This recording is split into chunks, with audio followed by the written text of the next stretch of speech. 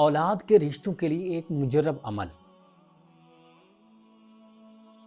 اگر آپ کی اولاد کے لیے کوئی رشتہ نہ آتا ہو مگر پسند نہ آتا ہو تو پریشان ہونے کی بالکل بھی ضرورت نہیں ہے، کیونکہ آج میں آپ کے پاس ایک ایسا عمل لے کے آیا ہوں جو کرنے سے انشاءاللہ العزیز آپ کا معاملہ حل ہو جائے گا۔ یہ عمل میں اپنی طرف سے نہیں بتا رہا، بلکہ یہ قرآن کریم کی سورہ قصص کی آیہ نمبر 24 ہے، یعنی آیہ نمبر 24 ہے۔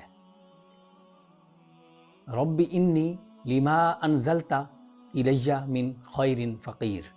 اس دعا کو آپ 112 مرتبہ اور 3 مرتبہ سورۃ ضحیٰ ہر مہینہ کے پہلے 11 دن نہیں ہو سکتے تو ہر مہینہ میں کم از کم 11 دن آپ نے لگاتار یہ پڑھنا ہے، اور 3 ماہ اس عمل کو آپ نے جاری رکھنا ہے۔